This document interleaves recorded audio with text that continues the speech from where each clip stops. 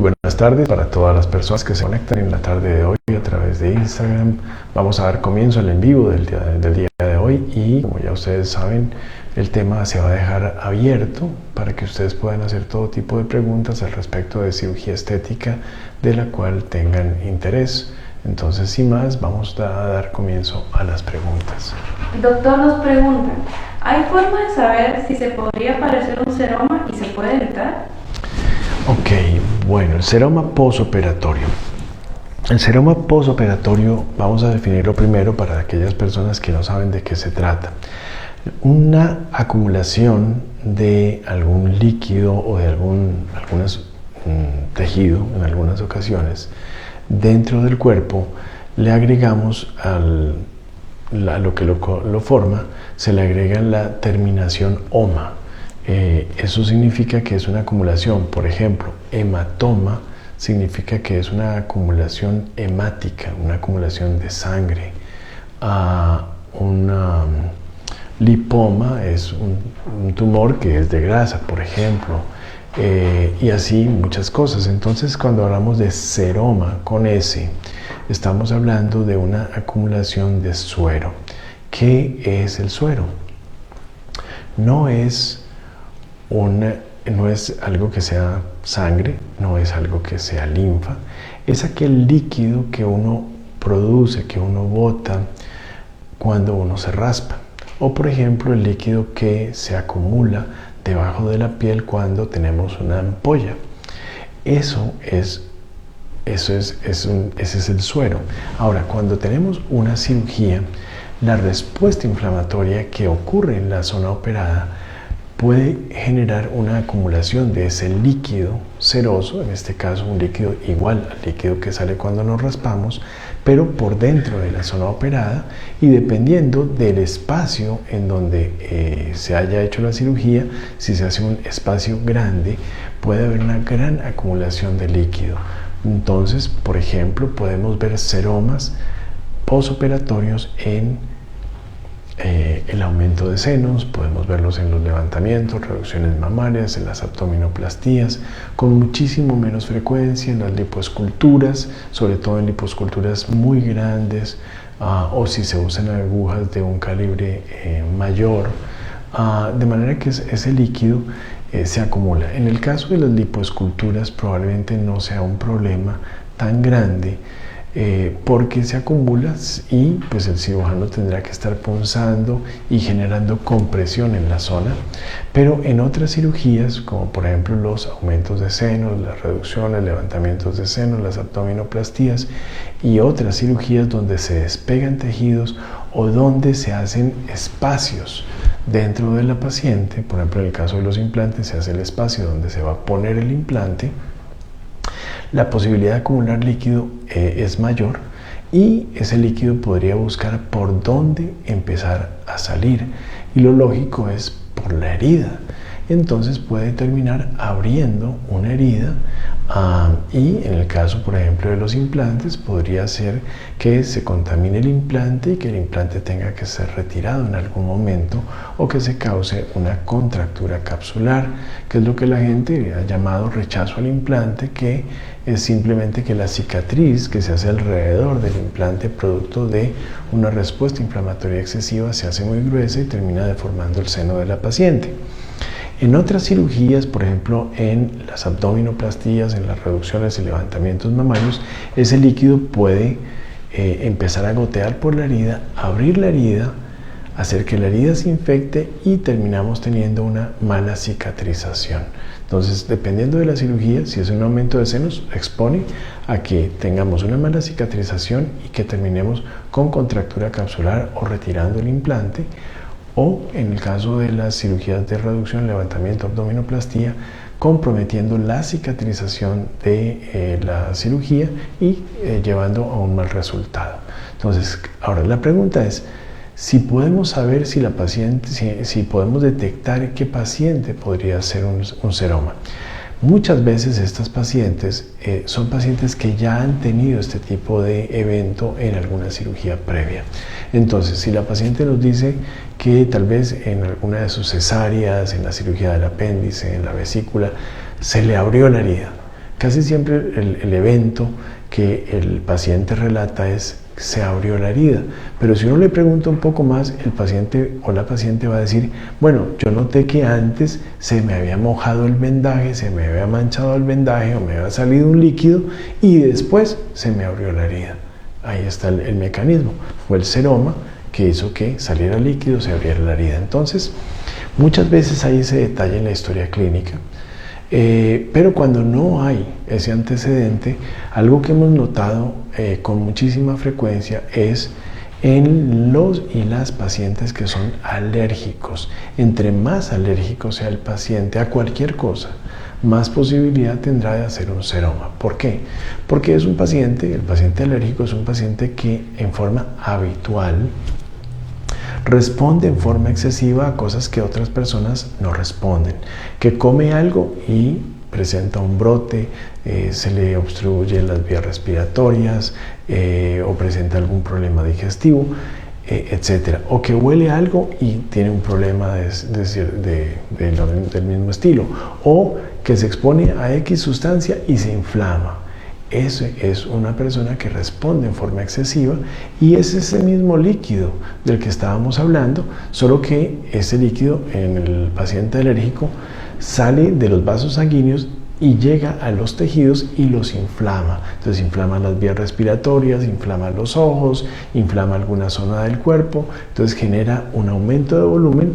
Pero ¿por qué? Porque bajo esa piel ese líquido no puede escapar y generar o como cuando ocurre el raspado, se raspa uno que sí sale el líquido, o cuando hay una ampolla que el líquido está por debajo de la piel. Entonces es un indicativo que el paciente puede generar respuestas de ese tipo, respuestas inflamatorias excesivas con producción de líquido excesivo. Sin embargo, hay cerca probablemente un 25%, 20% de pacientes que presentan seromas posoperatorios que no tienen ningún antecedente alérgico. Es decir, que el 75-80% de los pacientes que presentan seromas posoperatorios sí tienen un antecedente de alergias, y en esos pacientes uno podría tomar algunas precauciones. ¿Como cuáles? Primero, decirle al paciente desde la consulta inicial que es un paciente que tiene un riesgo más alto para ese tipo de problema. Segundo, se puede usar un tipo de medicamento previo a la cirugía en esos pacientes para buscar reducir el riesgo. Este medicamento se llama Montelukast. Algunas de las casas comerciales, probablemente el producto original se llama Singular y viene en tabletas de 10 miligramos. También, o sea, ese tipo de medicamento uno lo podría comenzar días antes de la cirugía y mantenerlo durante algunas semanas después de la cirugía, y podría reducir el riesgo de seromas. Sin embargo, no es algo que uno pueda garantizar que no va a ocurrir aunque el paciente use el medicamento. Obviamente la compresión de las zonas muchas veces va a ayudar a reducir la posibilidad o a tratar el problema cuando se ha presentado, porque eso ayuda a cerrar el espacio donde se está acumulando el líquido, y eso podría hacer que la duración del seroma sea menor, o sea, se resuelva más rápido. Más o menos es la apreciación que tengo con respecto al seroma, y por supuesto que hay que tratarlo lo más oportunamente antes de que las heridas se abran mucho, o antes de que el implante se exponga, en el caso de los implantes mamarios, porque eso podría llevar a contaminación y podría llevar a una infección, con lo cual tendríamos que terminar quitando los implantes mamarios. Doctor, nos preguntan: las abdominoplastías en muchas clínicas dejan a las mujeres con mini cintura, siendo gruesitas. ¿Eso es bueno? Ok. Hoy en día se ofrecen muchas cosas que yo considero anormales. Las pacientes fueron hechas con cinturas, no con mini cinturas. Entonces, cuando hacemos una cintura excesiva, aunque sea algo que está de moda en determinado momento, va a verse raro, se va a ver anormal, y puede ser que al paciente le guste, pero el cirujano debería cuestionarse muchísimo si va, aunque al paciente le guste, si va a proceder a hacer eso, porque sin duda vamos a generar una deformidad, vamos a generar, o sea, cuando hacemos ese tipo de cosas, y lo digo con conocimiento, porque hace unos 23 años yo hice cinturas muy pequeñas que hoy llaman mini cinturas, las hacíamos, y eso genera, o sea, para generar eso de forma excesiva. Entonces eso va a llevar a un daño en la piel, va a llevar a una serie de deformidades, irregularidades, e incluso daño por debajo de la piel, los vasos sanguíneos que alimentan esa piel. Y eso va a generar manchas en la piel, incluso podría llevar a daños severos con pérdidas de tejido,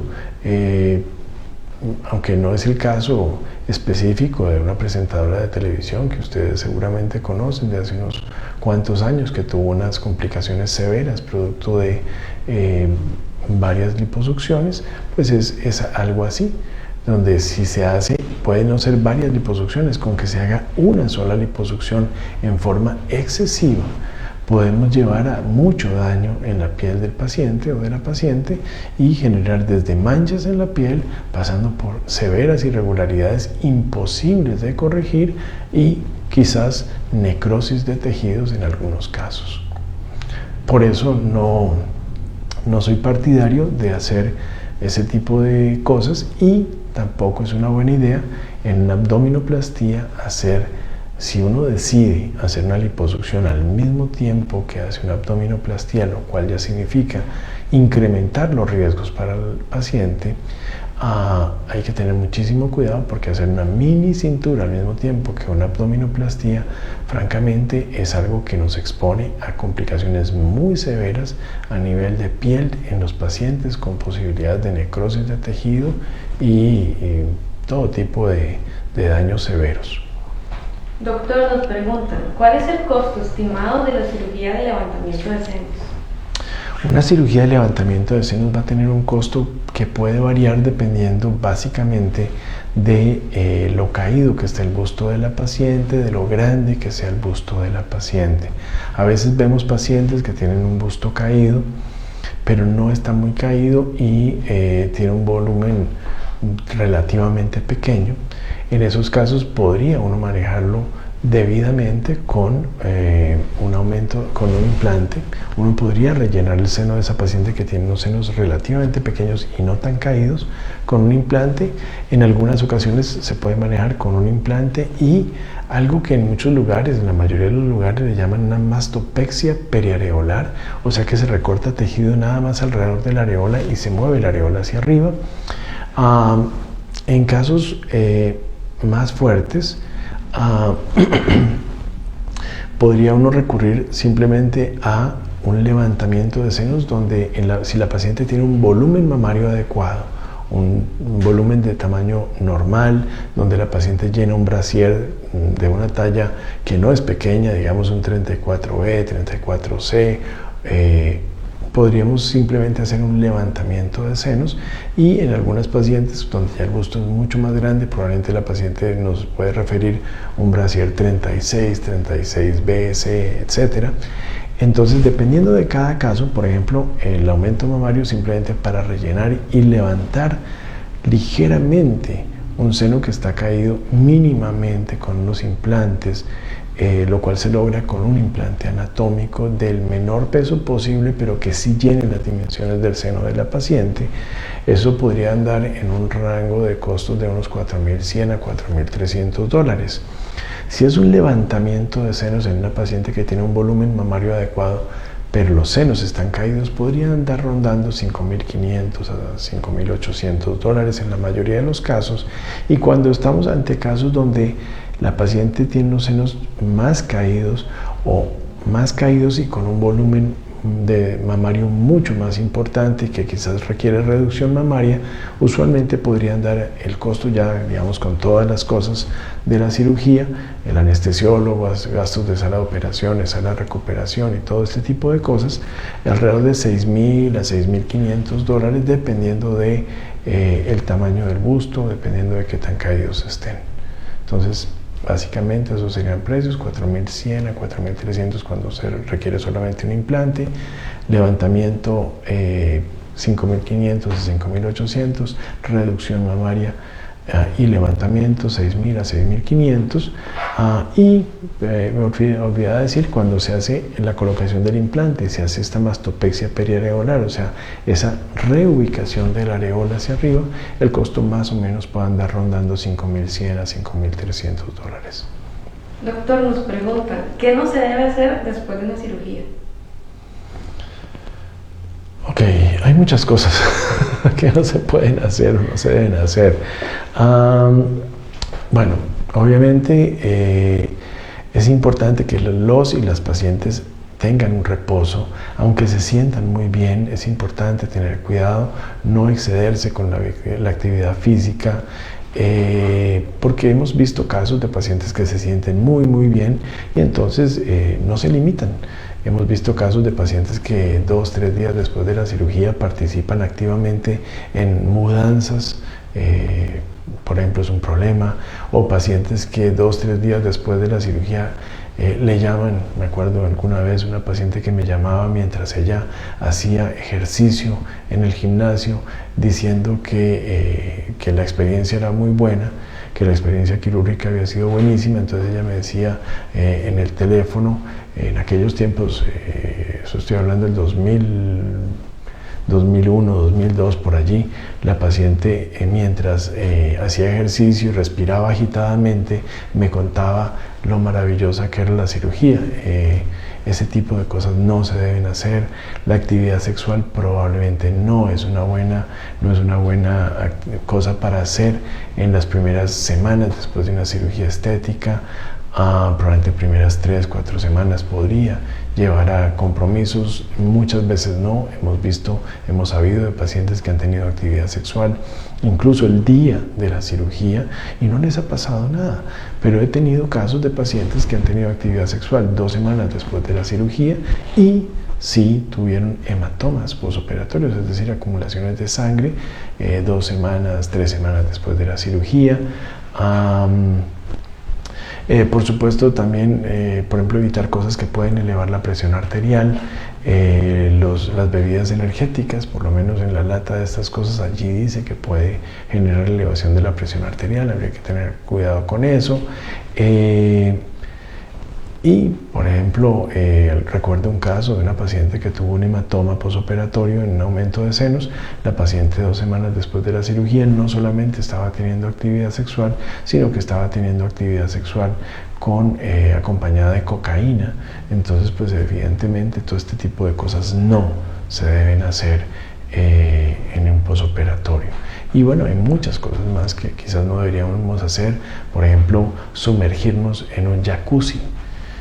Aunque hayamos puesto agua estéril dentro del jacuzzi, una vez que nos metemos en el jacuzzi, si nuestra herida todavía tiene algún granito, si la herida no está totalmente cerrada, podríamos tener una complicación lamentable.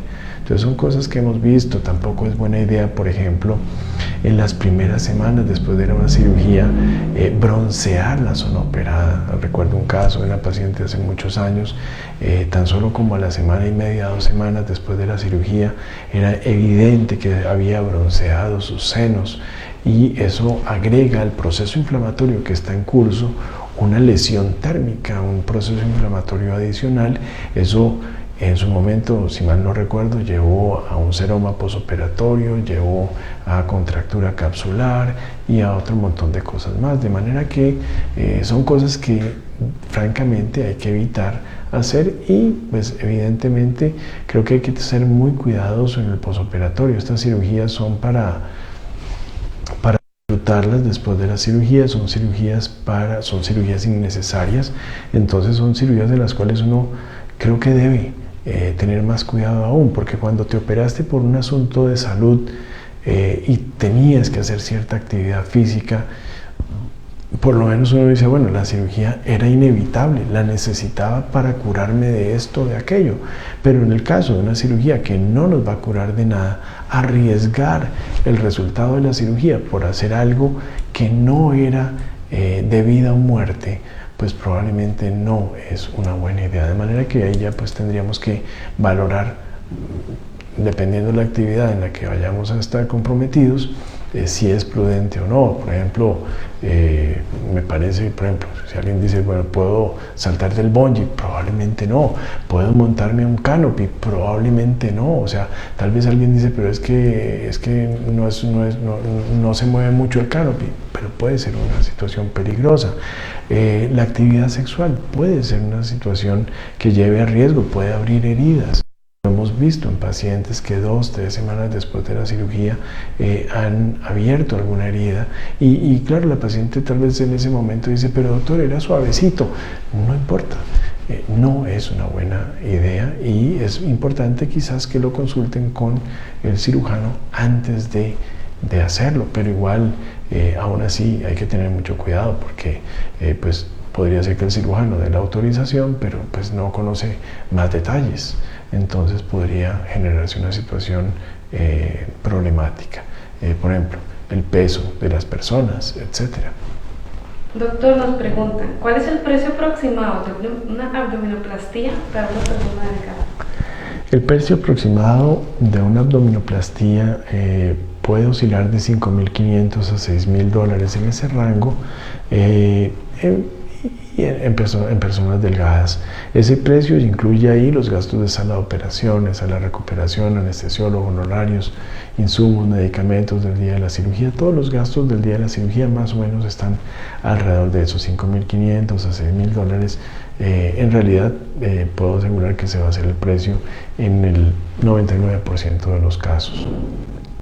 Doctor, nos pregunta, ¿la cicatriz de únicamente poner implantes es la misma que sería si se debe realizar mastopexia? No.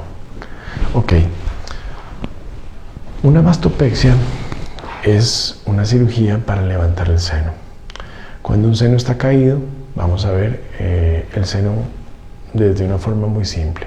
El seno tiene dos componentes, lo de por fuera y lo de por dentro. O sea, el relleno y la envoltura. En el caso de un seno que está caído, significa que la piel, la envoltura, está estirada, la envoltura está en exceso. Si queremos levantar el busto de nuestra paciente, tenemos que recortar, en este caso, piel, que es el elemento que está en exceso, para lograr levantar el seno de la paciente. Entonces, ese recorte de piel significa que va a haber más cicatrices que simplemente un corte. En el caso del implante mamario tenemos que hacer un corte para poder introducir el objeto, pero no es necesario recortar piel, no es necesario quitar piel. En una mastopexia siempre será necesario quitar algo de piel, entonces va a implicar más cortes que los de una colocación de implantes mamarios, siempre. Doctor, nos pregunta, ¿cuántos centímetros de cintura se pierden con una abdominoplastía? Nunca lo he medido, honestamente, y no creo que en realidad sea significativo. La abdominoplastía no está hecha para generar cintura. Si estamos hablando de una manera adecuada. ¿A qué me refiero con eso? Por décadas, probablemente 4 décadas y media, se ha publicado que durante las abdominoplastías se busca reducir la cintura.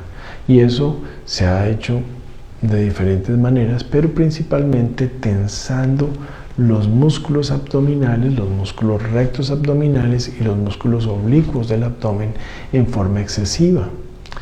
Eso lleva y ha llevado a deformidades severas en las pacientes de abdominoplastía por décadas, así como vemos ciertas deformidades en cirugías, por ejemplo, del rostro, donde es muy común, ustedes han visto personas del mundo del entretenimiento, cine, televisión, deformadas por las cirugías estéticas del rostro, que no significa que una cirugía estética del rostro bien hecha vaya a generar una deformidad, no. Pero si se hace en forma excesiva, vamos a generar deformidades que ustedes han visto, cejas que están súper altas, expresiones de susto, de asombro, de ira, etcétera, que son causadas con ese tipo de cirugía. En el caso de las abdominoplastías, cuando se tensa demasiado la musculatura abdominal, estaría bien tensar la musculatura abdominal si el abdomen fuera algo plano, si fuera una superficie de dos, digamos, en dos dimensiones, ¿sí? Pero es tridimensional, o sea, tenemos una cavidad allí adentro y dentro de esa cavidad están las vísceras abdominales. Entonces tensamos esos músculos y va a ser más fácil tensar los músculos en la parte inferior, del ombligo hacia abajo. Allí es muy fácil tensar esos músculos porque hay un espacio amplio entre los huesos de la cadera. Pero en la parte superior, entre las costillas, el espacio es muy angosto. Entonces allí no vamos a poder tensar nada. Entonces, ¿qué pasa? Tensamos los músculos, comprimimos el abdomen y las vísceras que están en la parte inferior, por dentro de la cavidad abdominal, van a ser apretadas por esa tensión que hicimos en la pared, en la parte de abajo, y eso va a desplazar esas vísceras para la parte superior. Esas pacientes típicamente terminan con una cosa salida por debajo de las costillas, entre el ombligo y las costillas. Terminan con una protuberancia a ese nivel. No solamente debemos decir que además pues, no respirarán bien como por más de un mes, les costará respirar, pero al plazo de unos 3, 4, 5 meses empezaremos a notar una protrusión del epigastrio, de la parte superior del abdomen, y un hundimiento de la parte inferior del hipogastrio. Entonces vamos a generar un abdomen totalmente deforme que se ve muy mal, de modo que no es una buena idea tratar de hacer cinturas durante una abdominoplastía. Es mejor hacer una abdominoplastía para lo que tiene que ser: recortar la piel que está floja, que está en exceso, que tiene muchas estrías, tensar los músculos, reparar los músculos abdominales, ponerlos de vuelta donde estuvieron hace un tiempo, antes de que decidiéramos tener una vida sedentaria, antes de que decidiéramos o que tuviéramos embarazos, antes de que nos descuidáramos y aumentáramos mucho de peso, etc. Y volver a unir esos músculos donde estuvieron hace algún tiempo, y eso usualmente genera una cintura que se ve muy bien, que se ve normal.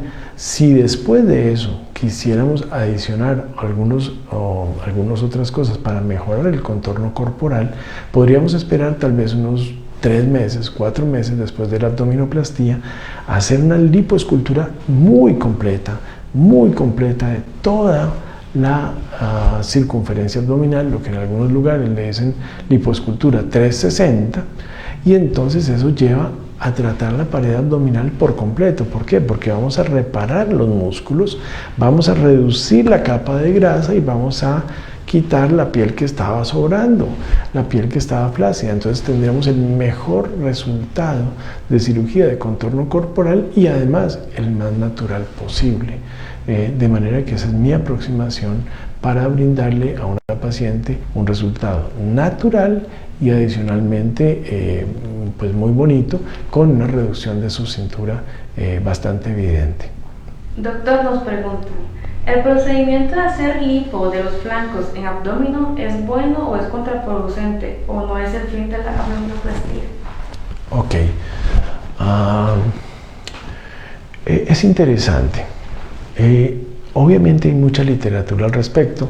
Se ha hablado de hacer lipoescultura en la parte de los flancos al mismo tiempo que se hace una abdominoplastía, pero siempre se ha dicho desde hace muchas décadas: o hacemos los gorditos que están bajo el brasier o hacemos el gordito de la cadera, pero que no debemos hacerlo completo. No sé si eso lo sabían ustedes, pero eso es lo que nos dice el libro. O sea, el libro dice: haga el de arriba o haga el de abajo, pero no haga los dos. Cuidado. Si hace los dos, claro, lo que no dice el libro es: si hace el de arriba y el de abajo, se queda con una circulación original en la parte posterior del cuerpo, que es de donde viene la circulación hacia la parte del frente, muy lesionada esa circulación, y podríamos llegar a comprometer la circulación de la piel de la parte del frente, que por otro lado es la que vamos a despegar. Entonces podríamos tener daños severos a la circulación, y por eso es que se hace o la de arriba o la parte de abajo, o los gorditos bajo el brasier o los gorditos de la cadera, pero no se hace todo. Pero eso significa hacer algo a medias. Es más, para no correr tanto riesgo, uno debe hacer un poquitito de liposcultura nada más. Entonces, ¿qué pasa? Hemos aprendido con el paso de los años que cuando uno hace una liposcultura, debe hacerla la primera vez lo más completa posible. Es más, la única posibilidad de hacer una liposcultura bien hecha, como prácticamente todas las cirugías estéticas, es la primera vez que hacemos la cirugía. Entonces, no sacamos nada con hacer una liposcultura a medias de los flancos, para luego decirle a la paciente, mira, ahora que sí te quieres hacer una liposcultura bien hecha, completita, hagámosla un tiempo después, porque en ese momento vamos a tener un elemento adicional, que es la cicatriz bajo la piel, producto de la liposcultura que hicimos junto con la abdominoplastia, y eso va a limitar los que hacemos posteriormente, no voy a hacer completa porque la cicatriz impedirá hacer bien y adicionalmente incrementará el riesgo de irregularidades en la zona operada por segunda vez, de manera que no es algo que yo haga, no vale la pena y no es algo que yo me esté imaginando, lo estoy diciendo porque ya me ha pasado. Entonces son cosas que hemos hecho. Hemos tenido experiencia, nos hemos dado cuenta que no es una buena cosa y pues después de 1, 2 o 3 veces que nos pasó hace muchos años, decidimos no volverlo a hacer, pese a que mucha gente lo hace, pese a que los libros siguen hablando de eso, pero creo que si uno prioriza al paciente, prioriza el resultado del paciente, prioriza que el resultado del paciente sea el mejor posible, para el resto de la vida del paciente es mejor hacer las dos cosas aparte. Primero la abdominoplastia y luego la lipoescultura. Doctor, nos pregunta, ¿cómo hace uno para quitarse las llamadas orejas de perro cuando se hace una abdominoplastia? Ok. Podríamos hablar de dos cosas allí. Vamos a hablar de cómo y cómo tratarlas. El problema de las orejas de perro o los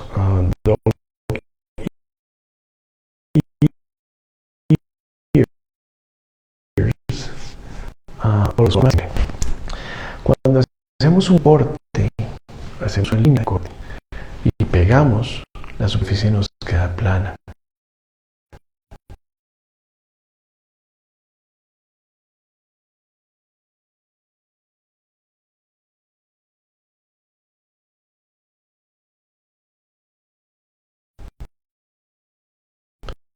Pero cuando hacemos un recorte, ¿qué es lo que está pasando allí?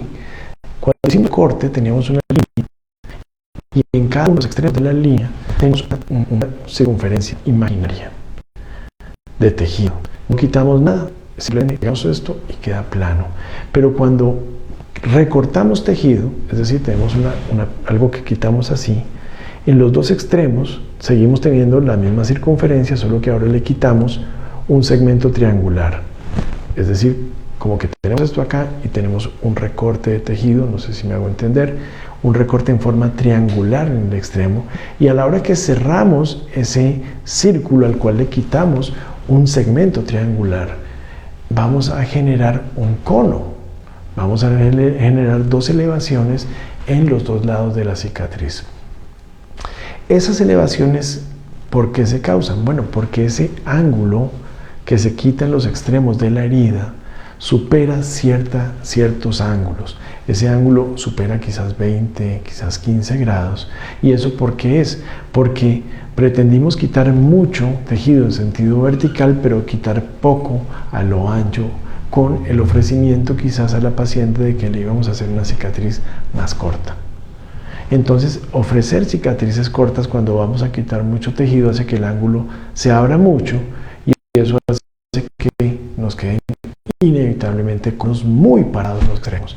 Entonces es sencillo, tenemos que decirle a la paciente desde la consulta inicial, mira, hay que quitarte tanta cantidad de piel, para esto hay que quitarte por lo menos 3 veces esa distancia vertical a lo ancho, o sea, 1,5 para acá, 1,5 para acá, o mejor aún, esa distancia vertical tenemos que quitarla 4 veces, 2 para acá, 2 para acá. Entonces la incisión va a tener este largo y la paciente, si entiende eso, va a estar contenta y además, porque va a saber el largo de su cicatriz desde el principio, pero además en esa paciente podemos asegurar que no vamos a tener orejas de perro en ningún momento. Entonces eso es lo mejor. ¿Por qué?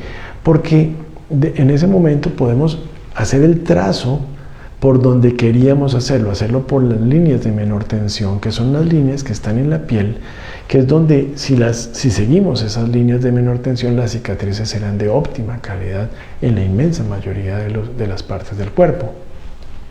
Entonces, eso lo podemos hacer en ese momento y tenemos la mejor cicatriz. Pero cuando ya están los conos cutáneos hechos, cuando ya están las orejas de perro hechas, uno tiene que hacer digamos que a la hora que tenemos levantada la piel de la oreja de perro, tenemos que hacer un corte en uno de los bordes de la oreja, estirar la piel y hacer el otro corte. Y eso casi siempre hará que si en la abdominoplastía había una o dos orejas, una en cada extremo de la cicatriz, posiblemente esa cicatriz que causamos con la corrección de la oreja de perro no va a seguir la línea de la cicatriz que teníamos originalmente, sino que puede ser que se suba o que se baje y en el otro lado que pase lo contrario. Entonces vamos a tener una cicatriz que va a parecer como un camino de hormigas. Entonces es mejor desde el principio decirle a la paciente, mira, la cantidad de piel que te sobra es esta, a lo ancho tiene que medir 3 a 4 veces esa distancia, así que vamos a tener tanto para acá, tu cicatriz va de aquí hasta acá y ya. No hay orejas de perro, la cicatriz además se recorta solamente la cantidad de piel que sobra, no se quita más piel de la cuenta, eso no sirve, eso solamente causa cicatrices muy anchas, cicatrices que se jalan mucho para arriba, genitales que se jalan para arriba y que causan todo tipo de deformidades no atractivas en el abdomen de las pacientes, de manera que si desde el principio le decimos, mira, lo único que te sobra es esto, la única piel que vamos a quitar es esa y la cicatriz va a tener tanto de ancho, eso permite tener excelentes resultados sin orejas de perro y con resultados que se ven totalmente naturales, se ven femeninos, se ven atractivos y no algo donde uno dice, mira, pues sí, ya no le sobra nada de piel, tiene una pelota salida acá, tiene una cosa hundida acá, tiene unos genitales que se salen de cualquier pantalón porque están súper arriba, y además una cicatriz que parece un camino de hormigas con un par de orejas de perro gigantescas en los extremos. Es todo un popurrí de deformidades lo que se puede causar con una abdominoplastía cuando se hace en la forma que la mayoría de los textos nos han enseñado a hacer a lo largo de décadas. Doctor, nos preguntan, ¿usted hace otoplastías y a qué precio? Sí, si hacemos otoplastías, el costo de la otoplastía más o menos anda alrededor de $4,000 a $4,500. Voy a subrayar el último, $4,500. Y es importante mencionar muchas cosas con respecto a la autoplastía. La autoplastía yo la realizo en sala de operaciones. La realizo bajo anestesia general y es una cirugía que es ambulatoria. Es una cirugía que en mis manos puede tomar al menos unas 3 horas. La mayoría de las veces alrededor de 3 horas y media. ¿Por qué? Claro, estoy diciendo todo esto porque en muchos lugares yo sé que es un procedimiento de consultorio, no es un procedimiento de sala de operaciones, sino que es un procedimiento que se hace en un consultorio, que se hace con anestesia local y que dura 1 hora a 1 hora y cuarto, y como detalle adicional probablemente va a haber un cirujano en la oreja derecha y otro cirujano diferente al mismo tiempo en la oreja izquierda. Yo hago toda la cirugía por mi cuenta, hago la oreja derecha yo, la oreja izquierda yo, lo hacemos con el paciente totalmente dormido, eso me permite no colocar ninguna sustancia en la oreja del paciente cuando se hace con anestesia local. Por supuesto que hay que inyectar anestésico local, lo cual genera distorsión mínima, pero sí genera distorsión de la oreja, y muchas veces la corrección que se necesita puede ser del rango de mover la oreja hacia adentro en alguna parte 2 milímetros, 3 milímetros, en otra parte 4, pero casi nunca será más de 3 o 4 milímetros. Entonces la colocación de la anestesia local va a generar distorsión de la zona suficiente para que nos engañemos. Adicionalmente el paciente está acostado, que es otro detalle que cambia la posición de las orejas del paciente. Es diferente ver unas orejas con el paciente acostado, verlas con el paciente de pie. Y entonces esas pequeñas cosas hacen una gran diferencia.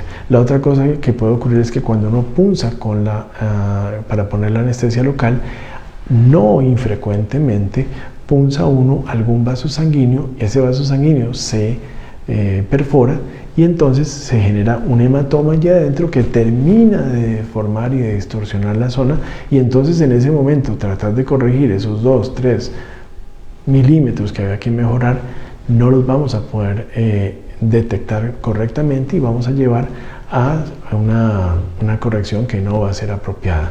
La otra cosa es que la mayoría de las veces las otoplastías se hacen con un par de técnicas. Básicamente la mayoría de la gente hace unos dobleces en esta zona y adicionalmente recortan piel en la parte posterior de la oreja en forma excesiva, con lo cual la oreja se voltea. Hay un futbolista muy conocido, muy famoso, de los actuales campeones mundiales de fútbol, ya ustedes deben saber de quién estoy hablando, que tiene las orejas así.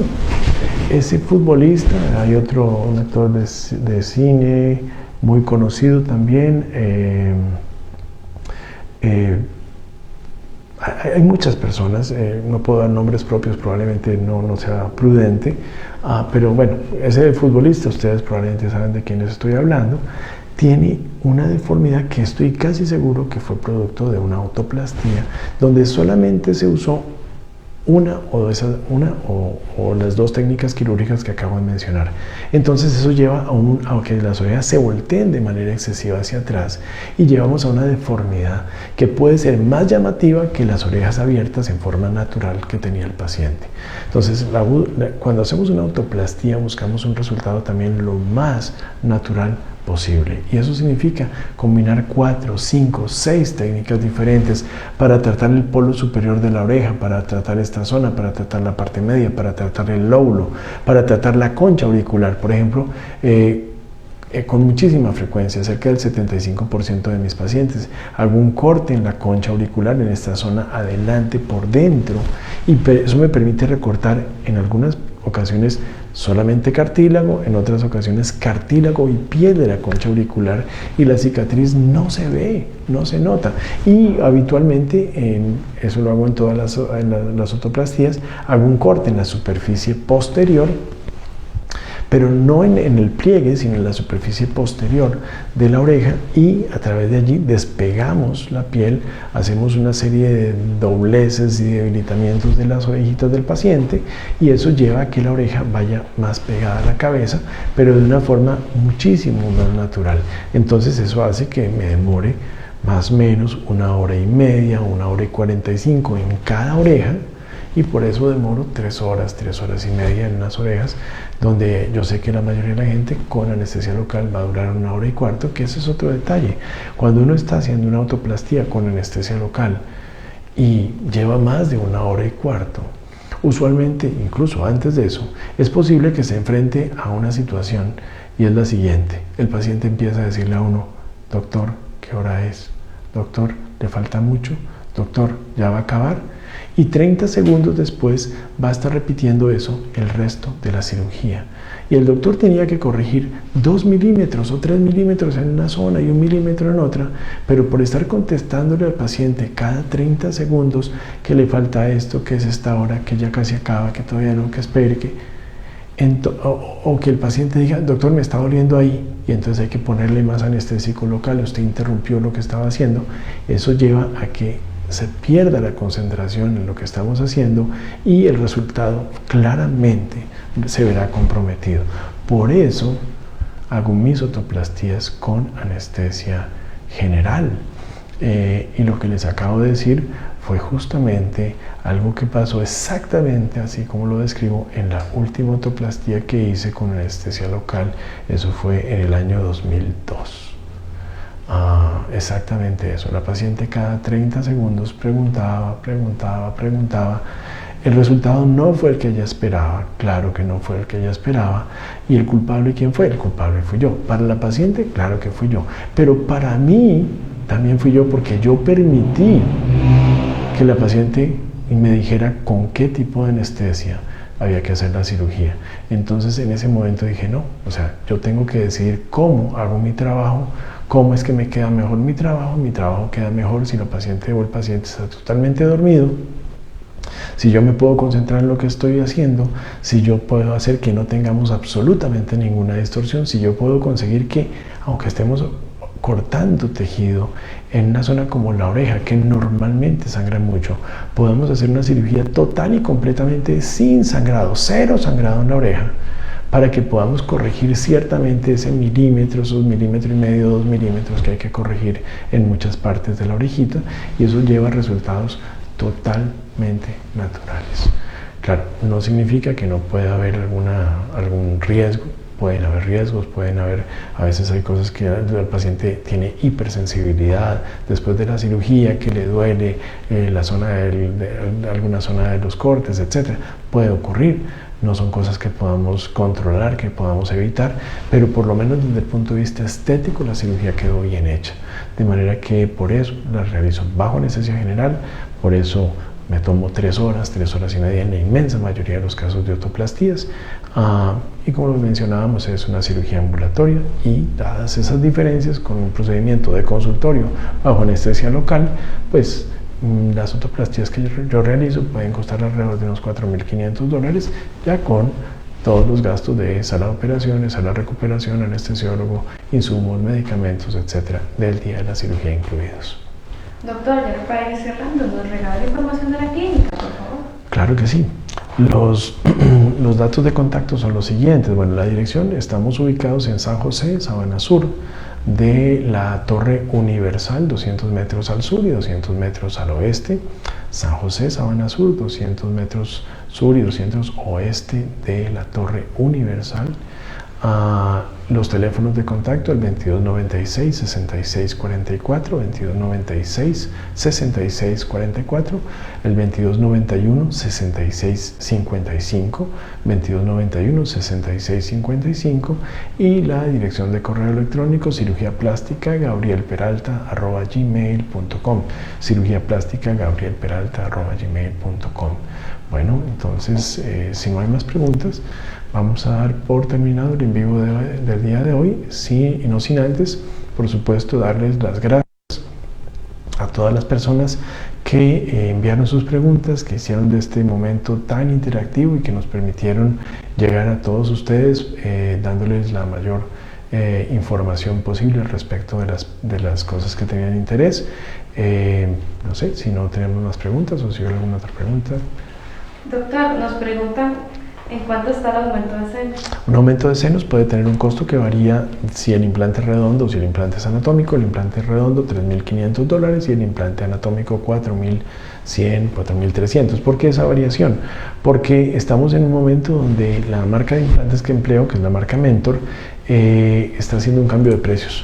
Entonces está incrementando los precios, todavía tenemos el stock que se estaba manejando, entonces mientras mantengamos ese stock podríamos estar hablando de $4.100, pero una vez que se acabe el stock, o se acabe el stock en el tamaño necesario, y empecemos a usar el stock nuevo, pues el precio va a subir a $4.300 muy probablemente. Entonces por eso la diferencia, $3.500 redondo, $4.100 a $4.300 implante anatómico.